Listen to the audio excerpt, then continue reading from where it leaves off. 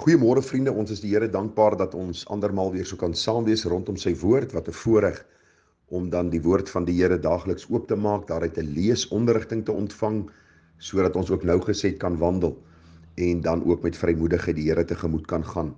Nou ons is tans besig met die kort reeksie wat handel oor Here, leer my bid, en u sal onthou ek het gister vir u gesê daaruit Lukas 11 vers 1 dat Jesus was besig om te bid, en nadat hy opgehou het om te bid, het een van sy disippels vir hom gevra, Here, leer ons bid.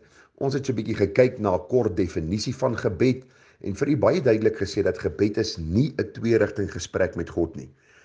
Ons het vir u gesê, dit is eerder 'n antwoord wat ek gee, wanneer die Here deur sy woord met my gepraat het, en ek antwoord en ek reageer, en ek sê, Here, ek het gehoor, en ek wil graag doen dit wat u van my vra. Ek het vir u gesê dat gebed is 'n gewyde oomblik waar ek ook lof en dank aan God toebring en in nederigheid versoeke aan hom rig, soos die Heilige Gees dit ook in my hart dan werk.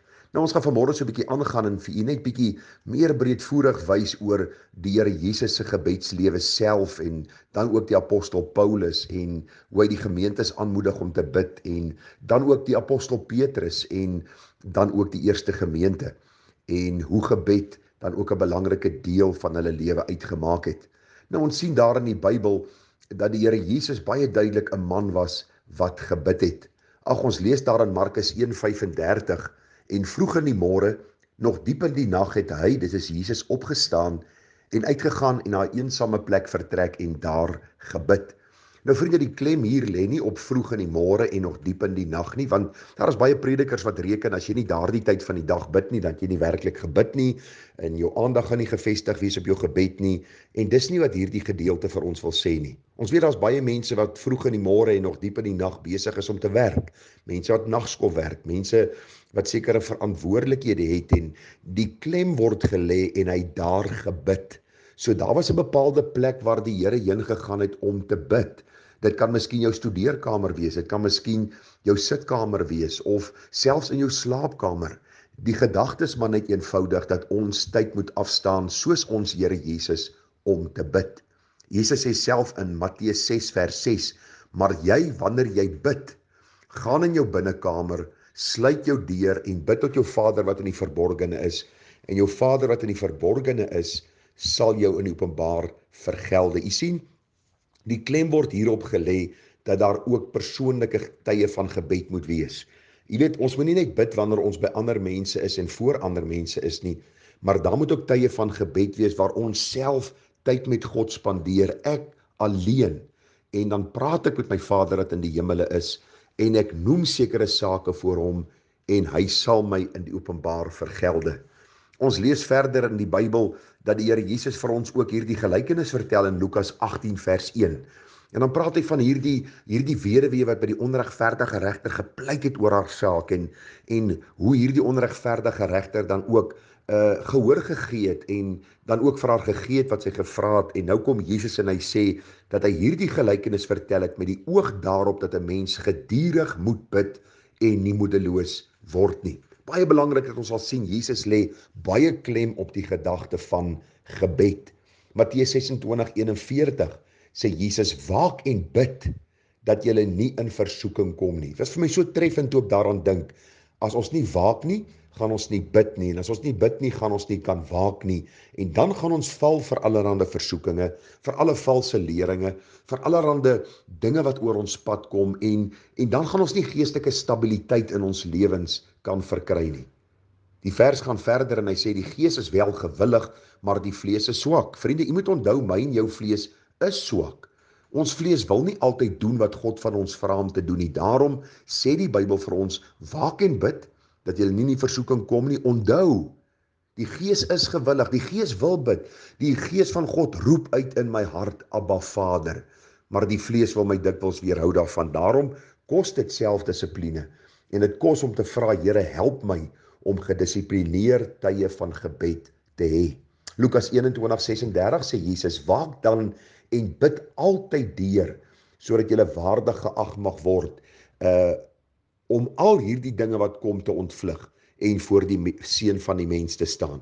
Wat 'n belangrike gedagte dat ons altyd deur moet waak en bid, sodat ons waardig geag kan word om voor Jesus te staan, om die mooi so dan by hom te ontvang. Wat 'n kosbare voorreg, maar kom ons kyk gou na die apostels. Paulus kom in Romeine 12 vers 12 en hy sê vir die gemeente in Rome, volhard in die gebed. Dan kom hy daar en hy sê vir die gemeente in Efese, in hoofstuk 6 vers 18, dat terwyl julle met alle gebed en smeking by elke geleentheid bid in die gees en juis daartoe waak met alle volharding en smeking vir al die heiliges. U sien, vir die gemeente in Rome word hulle aangemoedig om te bid. Die gemeente in Efese word aangemoedig om te bid. Die gemeente in Kolossense 4 vers 2, volhard in die gebed en waak daarin met danksegginge. U sien, Jesus het die patroon van gebed in sy lewe tentoongestel. Sy disippels sien dit, hulle vra Here, leer ons bid, soos Johannes sy disippels geleer bid het. En Jesus deur voorbeeld wys vir ons hoe om te bid. Die apostel Paulus sien hierdie patroon in Christus se lewe. Hy pas dit toe. Hy leer dit weer vir die gemeentes waar hy by uitgekom het en waar hy gemeentes geplant het.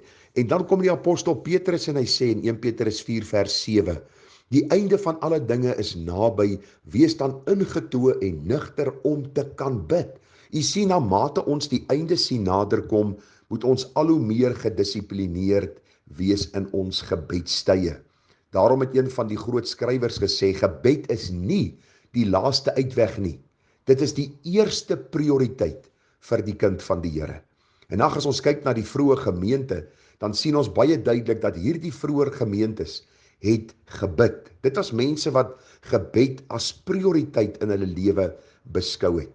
Ons dink maar aan een praktiese voorbeeld in Handelinge 12, toe die apostel Petrus in die gevangenis gewerp was, sê die Bybel in vers 5, soos Petrus dan in die gevangenis bewaak, maar daar het 'n aanhoudende gebed tot God deur die gemeente vir hom opgegaan. U sien, hierdie gemeente het ook besef die belangrikheid van gebed. Hulle het gesamentlik gebid, hulle het na die Here geroep, ook oor hierdie saak van Petrus. Hulle het eendragtig saam gebid. Die Bybel sê hulle het aanhoudend gebid.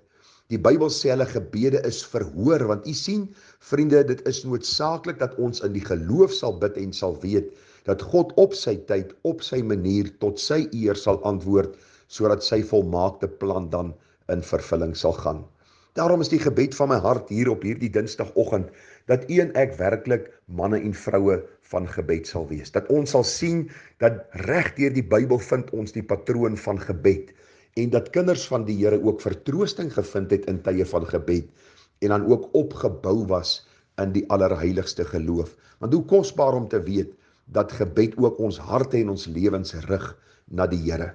Ek sluit af met Halleluja lied 316 vers 2 sê, dank Heer vir elke bedestond, dit voer my op gewyde grond, tot Jesus wie se trou vir my, van eeu tot eeu, onwrikbaar bly. U woord is my tot troos en steun, dis u genade waarop ek leun. Vry werp ek al my aardse sorg, op hom, my heiland en my borg. Ag vriende, hoe belangrik om te sien dat die disippels vir die Here gevra het, Here, leer ons bid. Ons sien hoe die Here Jesus dan self gebid het, ons sien hoe Johannes gebid het, ons sien hoe die apostel Petrus en Paulus en die vroeë gemeente en al hierdie mense biddende mense was. Daarom het u en ek gebed nodig, net soos hulle, en ek wil amper sê meer nodig, in hierdie bose, krom en verdraaide geslag. En mag u en ek bidders wees. Ons gaan bietjie môre praat oor die hindernisse in gebed. Wat hinder my gebedslewe?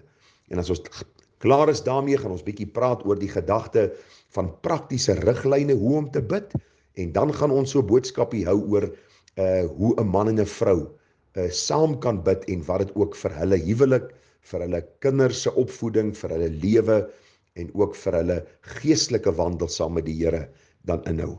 Baie groete, baie seën vir u, en ons vertrou dat die Here vir u ook sal opbou in die allerheiligste geloof. Mooi dagie verder, totsiens.